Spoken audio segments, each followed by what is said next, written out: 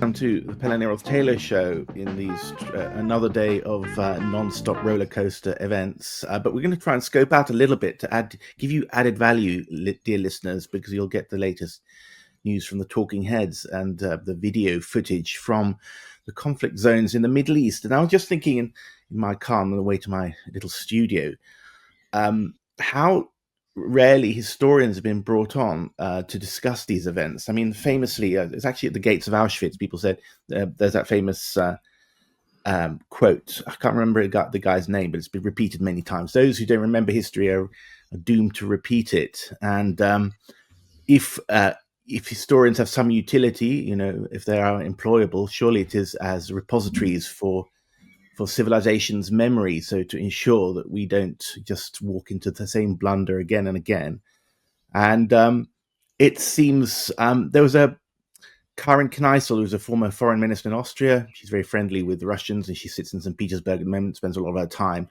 She had a very interesting interview. She said when she was a foreign minister and met at those conclaves where the EU leaders meet, she said, it's not as so much is they're not historical, they're ahistorical, the foreign ministers. They don't actually know anything about what went on in the past. I mean, maybe they know about the Holocaust and the Battle of Britain as the sort of determining points, and of course Munich 1938, something like that, but never factors into their decisions. And that's unfortunate, because I think we need to know that. And what's surprising is how few historians are brought on. There was somebody been saying on Twitter that one of the most famous historians of well-known and best regarded historians of Israel, I can't remember his name again, but he lives in Oxford. He's never been brought on by the BBC, and they've got plenty of other talking heads and so on. So with me today to talk about that and perhaps the Iran conflict, and perhaps a little bit about immigration into the UK, which might result from a conflict in Iran breaking out. We've got with us Gavin and Ashenden, a friend, a broadcaster and author. And welcome to the show, Gavin. Thank you very much. Glad to be here. I'm thinking. I was doing. I wrote an ebook on the origins of the First World War, and that struck me as being very much resembling the conflict in Ukraine. These East European nationalisms. I mean, my take on it was actually that the Sarajevo assassination was the result of a Franco-Russian plot to get the war started, because they'd actually huge armies on either side of the Germans, and they were waiting to go. And their biggest fear was that a left-wing government was going to be elected in France in the autumn of 1914. And France only had a certain amount of money to spend on its war preparation. So they needed a war by the summer of 1914. And if that war hadn't happened, there would have been no war, because the Germans weren't going to attack. I mean, that's a complete misapprehension that many British historians have. Anyway, yes. I thought, if we knew about those things and how assassinations can provoke wars, and how the first shot fired isn't necessarily the guy, just because the Germans marched across the border in Belgium doesn't mean that they were the aggressors of that conflict. We need a much more sophisticated idea of how conflict started. Anyway, I tried to have many World War I historians on, and none of them would turn up, And when one of them did turn up, he didn't want to talk about the comparisons between the Ukraine war and the 1914 conflict or whatever. Talk about so maybe historians don't want to talk about it. So I'm kind of contradicting what I said in my introduction. I know that you're a man of high intelligence and perspectives. Have you any thoughts about why and the importance of learning from history with respect to any of the conflicts that you've seen in your lifetime, or just general observations about this topic? I have. I fell in love with history as a teenager, and I wanted to. I had a scholarship to read history at Cambridge, which I didn't get, and having not got it, I decided to be a lawyer instead. If I couldn't be an intellectual historian, then I better earn my living. So I then set out and read law, and having done that, I was then converted to Christianity and became a clergyman. And so I did some theology, and having done that, I thought I ought to know more about the human person. So I did some postgraduate work with the Jesuits in psychology, and then I got a PhD in literature and psychology. But I've never lost my love of history. That's not an intent. I don't intend to. I'm just charting my journey of intellectual curiosity. I remember talking to my father, who was a naval officer on the North Sea convoys, and went to Murmansk. And he ended up in Murmansk drinking vodka with Russian officers, and spending quite a lot of time with them as they turned the convoys round and in the dark and the cold. And one of the things he said to me was, my dear boy, never underestimate how paranoid the Russians are about invasion. And they live with a constant expectation that there is going to be threat from the West. They got it from Napoleon, and they got it from Hitler, and they're expecting to get it again.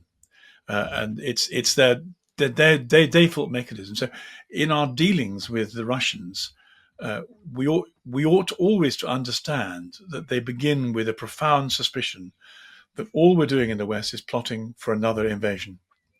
And he said the difficulty is our politicians don't seem to understand that.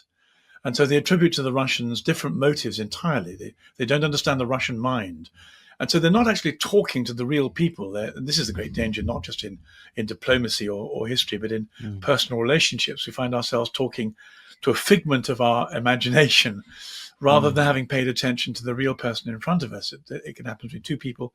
It can happen between two nations. And I think with in regards to Ukraine, that one of the reasons why the West has so badly misunderstood it is because the Russians gave a number of signals to an expansive NATO that having reconfigured after the Iron Curtain, the question was, where do we find the boundaries? Where do we find our safe zones? Where do we find our equilibriums against each other's ambitions? And the Russians sent a signal to the West saying, whatever you do, don't start looking like you're preparing to expand eastwards, because we'll react very badly to that.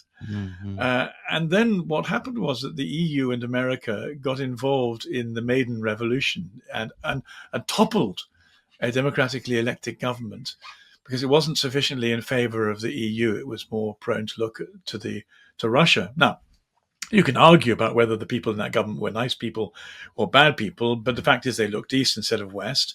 And so the Americans and the EU toppled a democratic government to replace it with one that looked west. Well, the Russians thought that was rather problematic, and they expected trouble.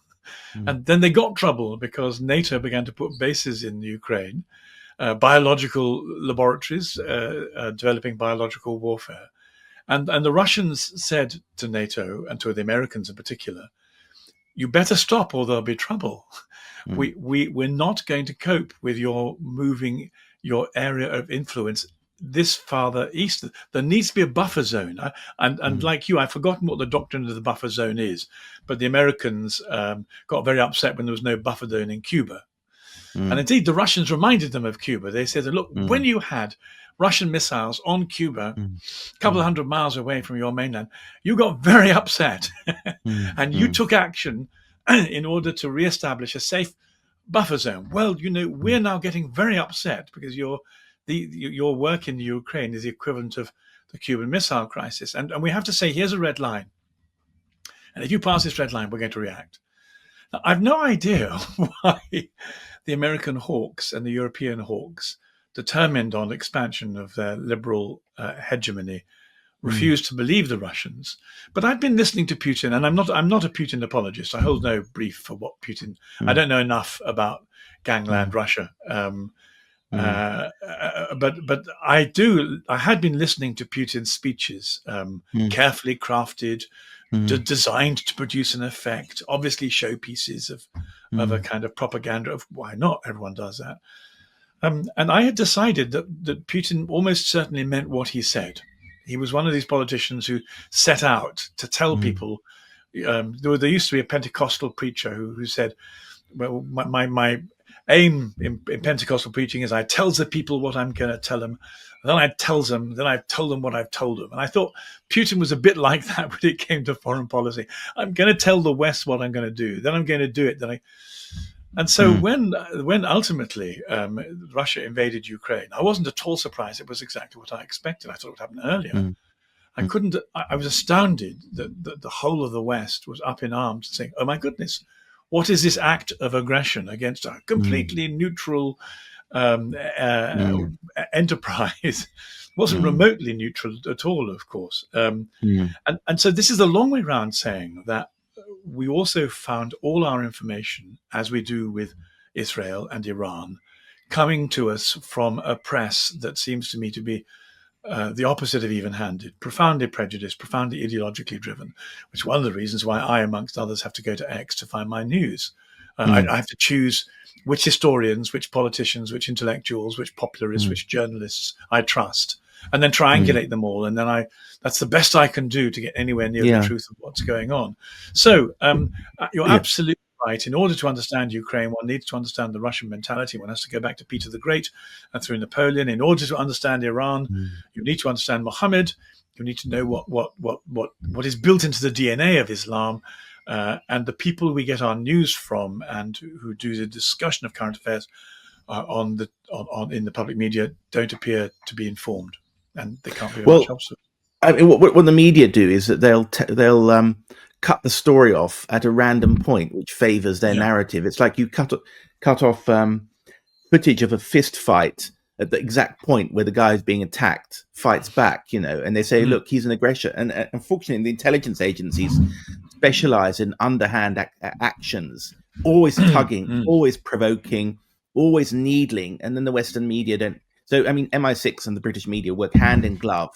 So they do this. And when the Russians, who are incredibly patient, finally react, then that's their aggression, And my parallel actually with, to say, in other words, what my World War One parallel, which is, in other words, I'm not always exonerating the Russians, but the Russians and the French and the Serbs were always needling. I mean, for years, the Serbs were needling the poor Austro-Hungarian Empire, which the British media of the time called a dictatorship, the most civilized dictatorship in the world has ever seen, which produced endless amounts of genius, but they said that these are savages, they're half Asian, because they got Landstrasse, the Asia begins in the Landstrasse, as they say, which is the road east out of Vienna, and all these British diplomats, Nicholson, who was the ambassador, his wife slept with a Hungarian diplomat. So he was always ill-disposed towards the Austro-Hungarians, and he thought that they were aggressively expanding against the Serbs. And that is how history is done, out of a lot of personal animus. It's extraordinary the extent to which personal relations then create a kind of an ideology to justify our angers and our vengeances. And so it's always and you need to be. I think I've been on a huge developmental curve the last couple of years, partly because of my own writing interest, but partly because of X and so on. I mean, millions of people now know about false flag events, and they never have heard it before, And they increasingly there's an awareness that these things are not always as they seem. So, but maybe it's only the top 10% of the population, but that's better than nothing. I mean, I think the awareness has expanded. We're just going to go into a break. We're back after the break. Get your favorite merchandise from our official The Pulse shop. You'll find exclusive online t-shirts, mugs, hats, hoodies, and more at thepulse.today. Welcome to the Pelle Neros Taylor Show again. We have got Gavin Ashenden with us, and we're trying to scope out a little bit from the conflict of the day, Israel. We'll talk about that in a second, but we're trying to get a new angle on it, which is the importance of historians just telling us, and balanced historians, actually, because there are a lot of historians who've been writing about Russia, Ukraine, who have not been balanced. They're very ideological. I mean, and journalists, people like Edward Lucas and so on. I mean, it's always Russia's attacking us, and but so we need more balance. And I was saying also that some historians don't seem to want to get. Maybe they fear their. I mean, there's a guy called Christopher Walker, who's the professor of history at Cambridge. Christopher, is his name Walker? Christopher Clark. He's an Australian. He wrote the best book about the origins of World War One, and maybe he doesn't want to risk his position at Cambridge. I mean, he's sitting there at the top of the tree, establishment tree, and if he shakes it by saying, we are just like we are in 1914. We're victimizing the Germans, and now we're victimizing the Russians as being attacking us, but we were encroaching on them, and for a long time, and. The media of 1914 is just as one-sided and aggressive. Very same Times newspapers using the same aggressive, pompous language in its editorials about we must not stand back from this unprecedented encounter, sort of thing, and missing the fact that millions of people are actually going to die, and using this abstract language which the war poets from 1914 to 18 absolutely hated. I mean, Sigrid Sassoon said, my biggest wish is to bayonet the journalists of Fleet Street when I come back, on that victory parade. He'd step out and literally bayonet them, Anyway, So when you were saying Iran, the Iran-Israel conflict, you weren't. Could you just develop that along the same lines that you were talking about Ukraine-Russia? Yes, but the risk of being simplistic for a moment, let me say that I think if I was to try and identify the three major protagonists for world civilization, I would say, and then instead of talking about ism, let us talk about founders.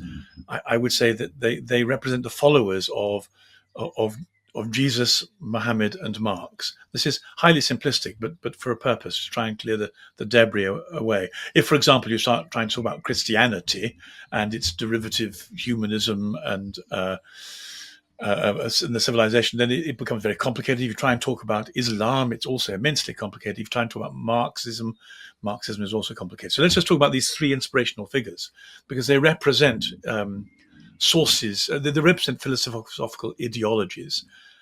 Two of them are totalitarian. So Islam aims for a homogeneously Islamic society where everybody submits and behaves, and it sets out for world domination to make the whole world Islamic in that sense. Christianity is similar but different. It also sets out for world influence, wants to reach as many people as possible.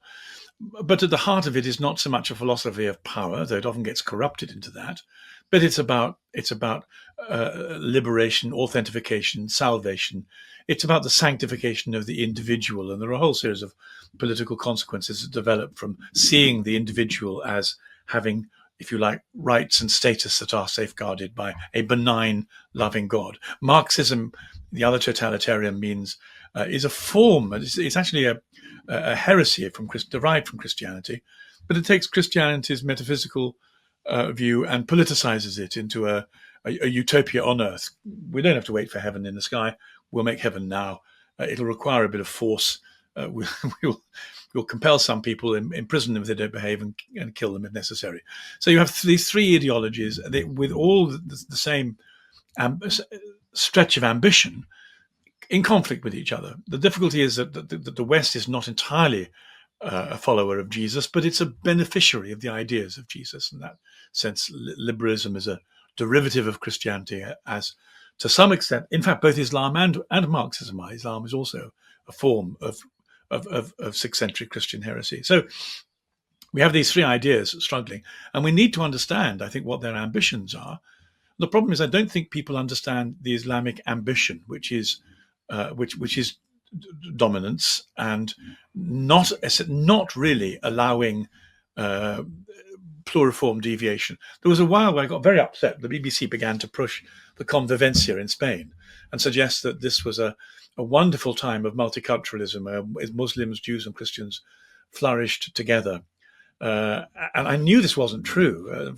Thank goodness someone published a book called The Myth of the Andalusian Paradise, where it turned out that a huge amount of Saudi Arabian money had been poured into the universities to provide Islamic propaganda about this happy time. But actually, if you read the myth of the Andalusian Paradise, you see that it was a form of brutal Islamic control in which Christians and Jews were treated very badly.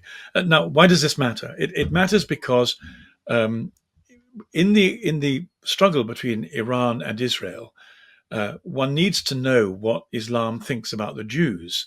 And the answer is that Muhammad appears to be very jealous of the Jews. He was very cross that they appear to have a hotline to God. He thought Arabs should too, and he was that hotline.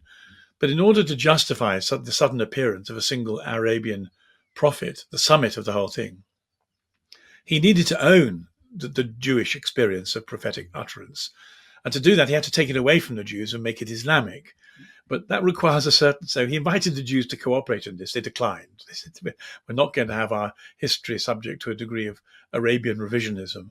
And when they declined, he got very cross with them and decided he better kill them instead. And so, I know this sounds rather primitive, but the second half of the Quran, coming from a time when the Jews refused to cooperate, is the place where you find verses like, if you see a Jew behind a rock, kill him.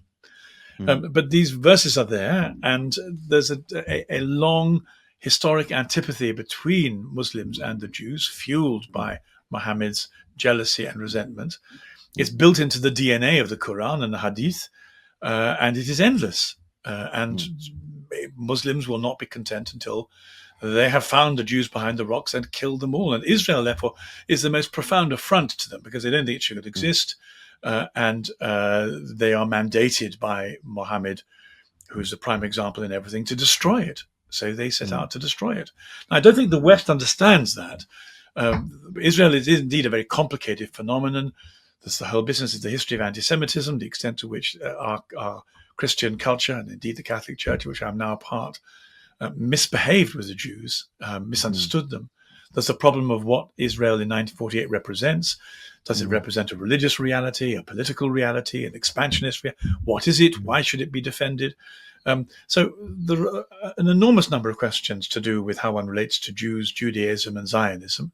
But it's perfectly clear that the Islamic countries that surround it aren't interested in any of those questions. They simply want to destroy it. And indeed, the reason that we have the tragedy in Gaza is that Hamas defined themselves by their primary mission being to destroy Israel, and at the expense of their own people. So now, when Iran, which there are different expressions of Islam, of course, and part of the problem with Islam is it's both religious and political, and both its religious and political aspects move from kind of hard to soft.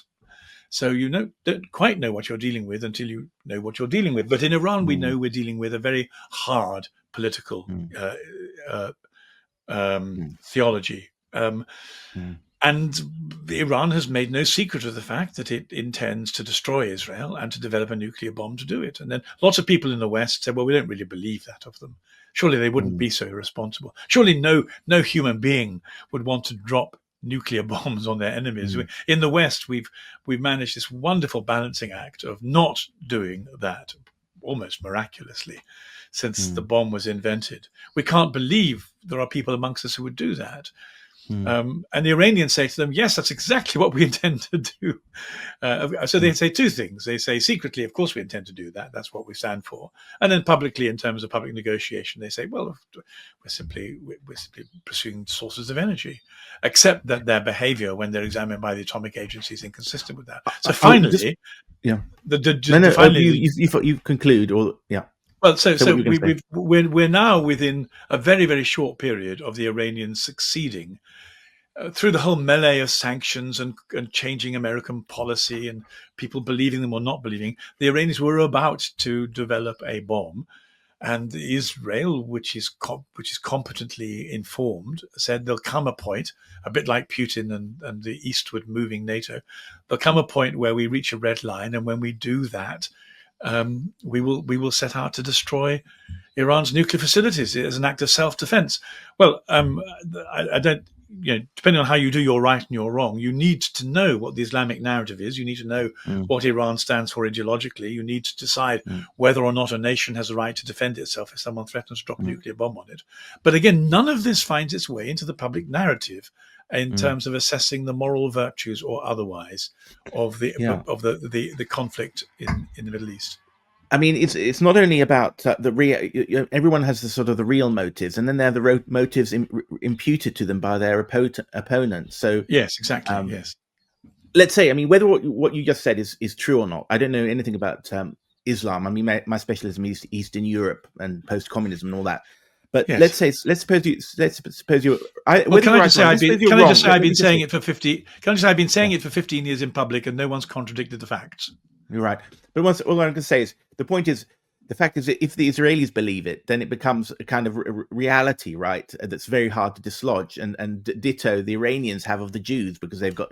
So it's an incredible mess. I mean, I'll summarize here. I mean, incredibly interesting exposition there, Gavin. When I was in Brussels,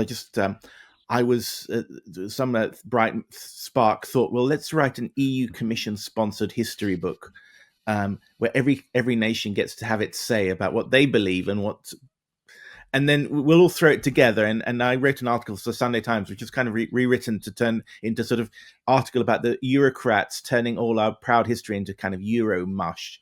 And I agreed with that more or less. They added some extra spicy Sunday Times editorializing to that piece. But but I now sort of take a step back, and I think do you think that dialogues like this are useful? I mean, I sound a bit wishy-washy, but I mean, we should have more of this elevated discourse in our mainstream media.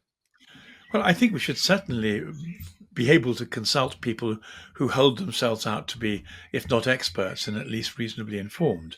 Because one of the things that we find ourselves, it's a great surprise to me.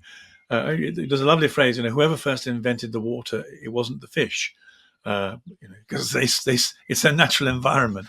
I assumed that liberalism was sort of, if you like, value free. It was a great surprise to me as I grew older to discover that that perhaps post-liberalism that our society is involved in began to develop values, the allegiance to which meant that they were prepared to distort the facts. But this mainly happened, I think, as a result of Marxist ideological infiltration. In other words, as the left and the right have been competing for our affections, and the left have been winning.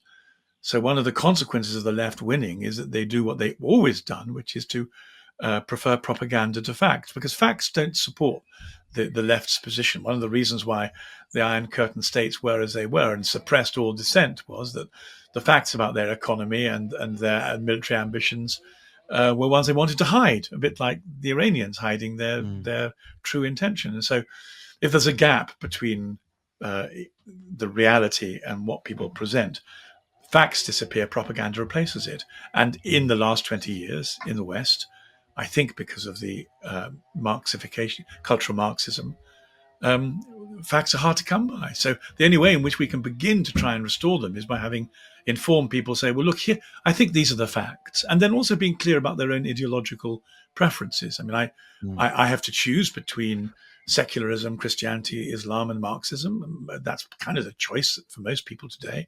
There's nihilism, I suppose, if you're a druggie.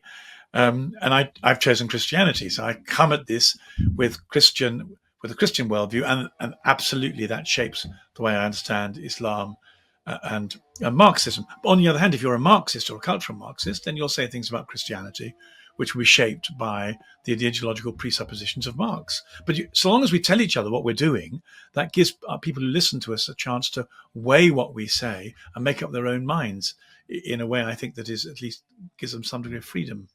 Well, Gavin, to sort of a concluding quick question then. I mean, do you think, or let's go back to what I was saying. I mean, we're sitting around here discussing at an elevated level. Do you think things can be solved through discussion and compromise and understanding the other side and live and let live? Or are there issues and ideologies that you have to defeat militarily? There's no compromise. Well, first of all, as a Christian, I believe that the issues are best faced with prayer and holiness. And I'm a great believer in the monastic movement that converted Christianity from paganism and produced the fruits of Christian civilization. So those are my weapons. However, if you then say, where do you go next? The answer is, yes, you have to then begin with dialogue and mutual understanding, and above all, understanding the people you're talking to. So, and if that works, you may be able to escape violence. I think the main aim must be to avoid killing each other in order to get our own way. Certainly avoid lobbing nuclear weapons at each other. I mean, yes, absolutely. There's no way back.